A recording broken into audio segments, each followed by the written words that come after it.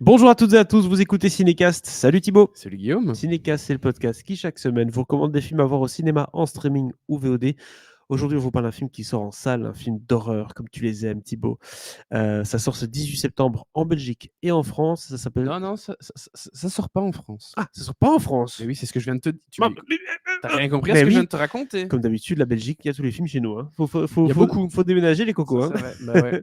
Speak No Evil qui est là une semaine avant. Et puis celui-ci, Stranger Things, qui sort chez nous, pas en France du coup. Film d'épouvante de J.T. Mulner avec Willa Fitzgerald et Kyle Gallner. Ça parle de quoi ce film? Synopsis très court, vous allez comprendre, un peu malaisant. C'est une journée dans la vie amoureuse d'un tueur en série. Rien que ça. Plus ou moins. Je propose qu'on regarde un extrait de la bande-annonce. Woman. You seem like a nice guy. But the real issue is safety. Does life are tough. So I'm gonna have to ask you a question. Are you a serial killer? What did you just say?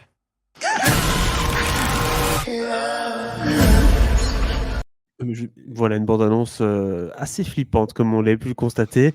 Es-tu un serial killer? Pourquoi tu poses la question? Voilà, on a compris. Gros programme au menu du jour. Thibaut, peux-tu nous parler un peu plus de ce film en profondeur? Écoute, au début, je comptais pas spécialement aller le voir et puis on m'a dit vas-y, c'est vraiment bien.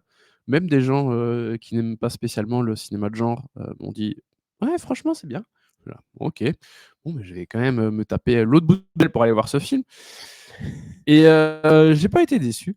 J'ai pas été déçu parce que je trouve que c'est un film qui arrive à raconter une histoire, somme toute assez simple, en utilisant des codes assez simples aussi pour, comment dire?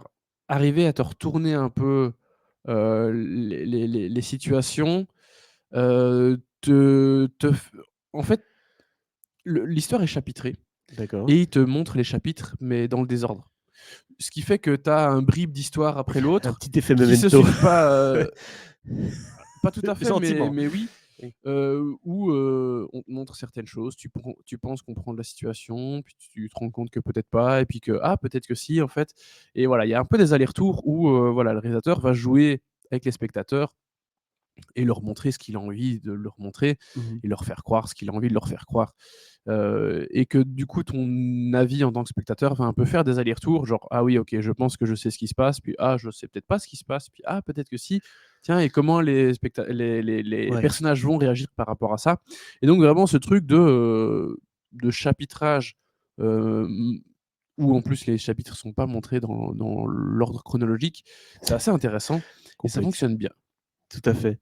J'ai l'impression aussi que ce qui a l'air intéressant dans le Parce film. que, oui, Oui, désolé, tu vas-y. disais le Sim 6, une journée dans la vie amoureuse d'un tueur en série, ça a l'air très basique, effectivement. Et le tout va être de comprendre comment chaque personnage se retrouve dans chaque situation, Bah, parce que c'est pas toujours ce qu'il en a l'air. basique, oui et non, parce qu'on parle quand même de vie amoureuse. Donc, serial killer, vie amoureuse, c'est quand même un concept. Est-ce que c'est juste un date avec quelqu'un? Est-ce que c'est quelqu'un qui va tuer? Est-ce Mais que c'est... comment Voilà, les c'est choses dégénèrent, c'est ça qui est exactement. intéressant. Comment est-ce qu'on va goupiller tout ça? C'est le mot, hein, clairement dans le film, le mot de goupiller. Oui, Je trouve que ce qui est intéressant ne fût-ce qu'à la bande-annonce, parce que comme vous le savez, moi je ne vois pas les films, c'est Thibaut qui voit les films, donc moi je ne vois que la bande-annonce, je ne peux pas juger le film dans son entièreté, mais je trouve que déjà aussi avec l'actrice, les couleurs, il y a vraiment un jeu, assez des textures qui ont l'air assez bien cherchées. ouais, ouais, ouais. Les néons, le rouge, le doré, tout Bah simplement. écoute, c'est un bel objet cinématographique parce qu'ils ont filmé en pellicule, ce qui se fait honnêtement plus beaucoup de nos jours, où Non. évidemment les couleurs ressortent un peu plus quand c'est en pellicule. On met énormément d'informations sur une pellicule, donc c'est pour ça que c'est souvent de très très bonne qualité. C'est souvent de meilleure qualité que du numérique basique, hein. Ouais, Les- certains réalisateurs ont du mal à passer au numérique, hein. On pense à Tim Ouais, Burton notamment, qui n'a plus la même patte depuis il a quitté la pellicule pour le digital.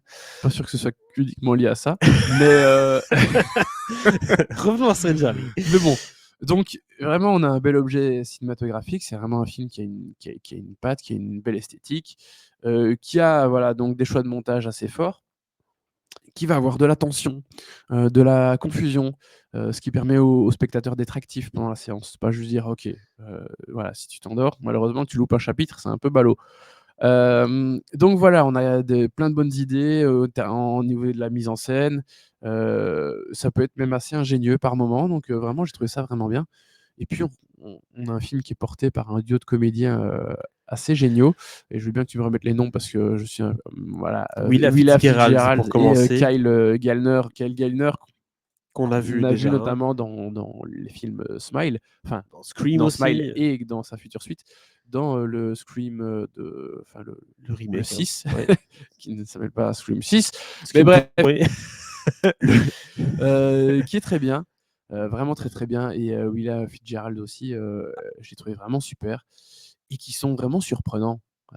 Donc voilà, c'est non seulement un duo de comédiens qui joue bien, mais qui arrive à surprendre, donc chacun dans leur rôle. Willa Fitzgerald, The Lady, Mhm. Kyle Gallner, The Demon. Donc Rien que ça. oui, rien que ça, j'aime bien les noms, hein.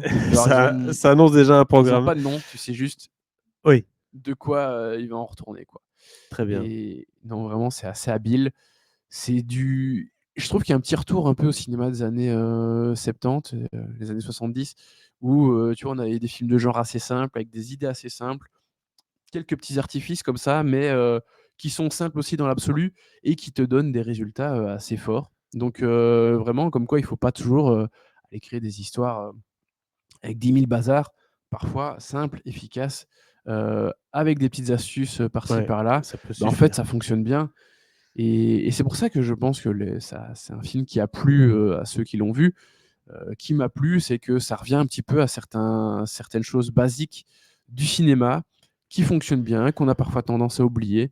Mais voilà, une histoire simple, efficace, La mise en des scène, bonnes idées de mise en scène, d'excellents comédiens exactement. et, euh, et des chouettes retournements de situation à gauche à droite parce que voilà, il y a ce dispositif de montage qui fonctionne. Donc vraiment une bonne pioche, ce Strange J'ai Darling. l'impression que c'est la semaine des bonnes pioches. Il n'y a pas de mauvais élèves, hein, cette semaine. On n'est pas Non, tombé pas sur la vraiment, grosse comédie c'est qui vrai. tâche. Non, on termine bien la semaine avec un joli 3 étoiles Un aussi. 3 étoiles, un bon C'est la moment semaine du 3 étoiles. pour ce Strange Darling qui n'est pas un film A24 ou autre, hein, ou Neon, Non, ou je sais pas non, quoi. non. On a l'impression qu'on est dans Aux États-Unis, je sais pas qui le distribue, c'est Ah, peut-être d'accord. Neon, mais je pense pas, cela dit. Mais non, c'est une petite surprise qu'on n'attendait pas trop.